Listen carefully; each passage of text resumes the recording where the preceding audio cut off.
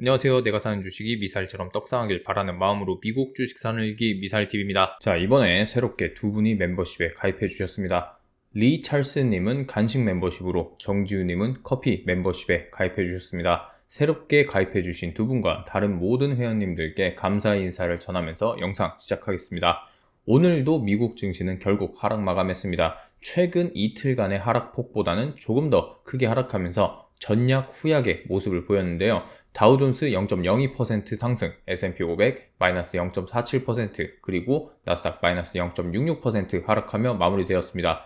오늘 미국 증시 정리해 보도록 하겠습니다. 오늘도 역시 정리하자면 한도 끝도 없는 소식들이 많았습니다.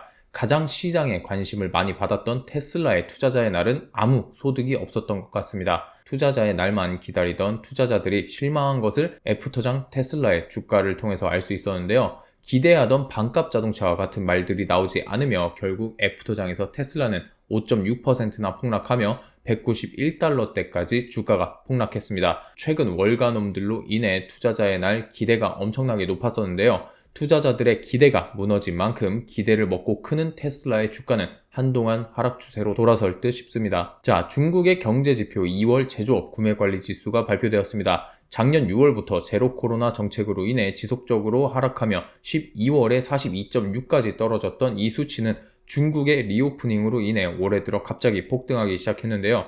2개월 전 42.6보다 훨씬 높은 56.4가 나왔습니다. 그로 인해 아시아 증시는 대폭 상승한 것으로 보이지만 미국 증시에는 큰 영향을 끼치지 못할 것 같습니다. 그 이유는 최근 미국과 중국의 관계를 근거로 들 수 있을 겁니다. 미중 갈등이 정찰 풍선으로 촉발된 이후 최근 미국의 정부기관에서 틱톡 퇴출을 강행하면서 심화되고 있습니다. 또한 중국이 러시아에 무기를 지원할 수 있다는 소식들도 전해지면서 극도의 갈등으로 치닫고 있는 상황인데요. 그렇게 되면 자존심 센 두 나라는 서로 대규모 제재를 할 수 있기 때문에 중국 경제의 부활은 미국 경제에 큰 영향을 끼치기는 힘들어 보입니다. 그러나 한편으로는 엄청난 영향을 끼칠 수도 있다고 생각이 드는데요. 그것은 유가 상승입니다.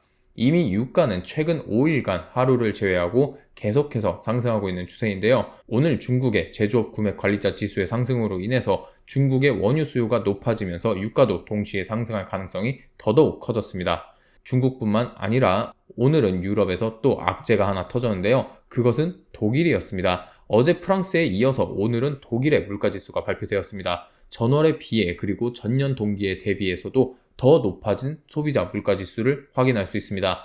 유럽이 올해는 따뜻한 날씨로 인해서 에너지 가격이 하락한 것으로 인해 인플레이션 상승의 둔화 혹은 하락 효과를 봤지만 그것도 더 이상은 소용이 없어지고 있다는 것이 확인되고 있습니다. 러시아가 유럽에 대한 보복 조치로 석유 감산을 시행하는 만큼 유럽뿐만 아니라 미국의 인플레이션도 같은 모습을 보일 수 있을 거란 예상이 확산되면서 시장에 악영향을 끼치고 있습니다. 그리고 프랑스와 독일의 인플레이션이 되려 상승하는 모습을 보여주면서 오늘 당장 발표될 유로존 소비자 물가지수도 마찬가지일 거라는 예상들이 나오고 있는데요. 실제로 독일의 소비자 물가지수와 유로존 소비자 물가지수 차트는 정도의 차이만 있을 뿐 모양은 거의 똑같기 때문에 내일 유로존 소비자 물가지수도 시장의 발행과는 다르게 움직일 가능성이 꽤 큽니다. 이번엔 미국의 경제지표를 살펴보겠습니다. 미국의 30년 주택담보대출금리가 6.71%로 지난주에 비해서 상승했습니다. 3주 연속으로 상승하고 있으며 작년 11월 이후 최고 수준으로 미국 국채금리가 계속해서 상승하면서 나타나는 모습인데요. 이 정도의 높은 주담대 금리는 금융위기 수준으로서 상당히 위험한 수준으로 볼 수 있습니다. 하지만 이렇게 상승하는 주담대 금리는 한편으로는 주택 매매를 냉각시킬 수 있으며 그로 인해 근원 소비자 물가지수의 하락을 끌어낼 수도 있습니다. 거기에 동시에 주담대 신청 건수가 계속해서 하락하고 있습니다. 주담대 신청은 전주 대비해서 마이너스 5.7%가 하락하며 3주 연속 하락하고 있는 모습인데요. 신청 건수만 따지고 보면 28년 동안 최저 수치라고 합니다. 앞서 말씀드린 주담대 금리 상승에 대한 신청 건수 감소로 보시면 됩니다. 여러 경제 지표들을 이유로 여는 총재들의 매파적인 발언들이 또 이어졌는데요. 저번 FOMC에서는 단 3명이 50bp 금리 인상을 주장했다고 합니다.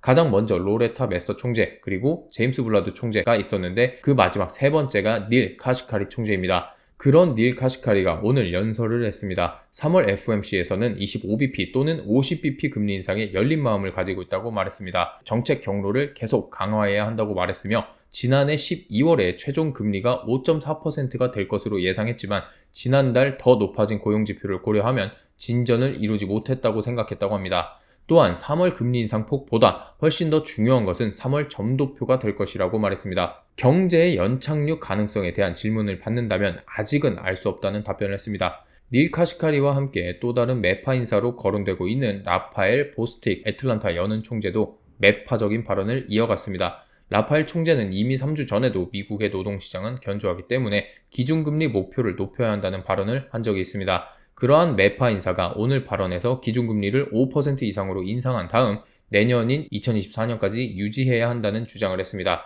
이러한 경제 지표들과 이 둘의 발언으로 인해서 패드워치에서 확인할 수 있는 올해 금리 인상 예측표를 보면 드디어 5.75%까지 최고 금리 예측치가 올라왔습니다. 불과 정확히 4주 전인 2월 1일에는 분명히 5.0%가 최대 금리 인상이 될 것이라며 행복 회로를 돌렸던 시장은 이제는 현실적으로 돌아오고 있는 상태입니다. 사실 5.5%가 가장 현실적이었다고 저도 생각했지만 오늘 있었던 일로 인해 결국 최고금리 예측치는 5.75%가 되는 최악의 상황으로 치닫고 있습니다. 다음 FOMC에서 금리 인상이 빅스텝이 될 거라는 예상은 어제 27%에 이어서 오늘로 30% 이상이 되었습니다. 금리 인상 예측치가 점점 올라가면서 오늘 10년물 국채금리는 장중 4% 이상까지 다시 올라오는 좋지 않은 모습을 보였습니다. 또한 2년물 국채금리도 조금 더 있으면 5%까지 올라갈 수 있는 상황에 놓여 있습니다. 이러한 악재들 사이에서도 그나마 아주 작은 호재거리라고 할 만한 것이 있었습니다. 미국의 통화량이 크게 감소한 것을 확인하실 수 있습니다. M2를 확인해 보시면 몇십 년 만에 처음으로 마이너스 1.12% 감소하며 첫 마이너스 성장을 했고 그 이후 올해 1월에는 더 큰 마이너스 1.7%로 하락하며 역대 최대폭 마이너스 성장을 갈아치웠습니다. 연준이 기준금리 인상을 시키고 시중 유동성을 축소시키려 하면서 결과적으로 유동성과 통화량이 줄어들고 있다는 말입니다. 즉 M2의 감소는 연준의 긴축 정책에 부합하는 것입니다. 현재 M2는 21조 2,700억 달러인데 이게 팬데믹 이전 대비 39% 높은 수준이며 팬데믹 당시보다 6조 달러가 많은 수준이라는 것을 감안하면 아직 연준의 목표까지는 한참 멀었다고 볼 수 있습니다.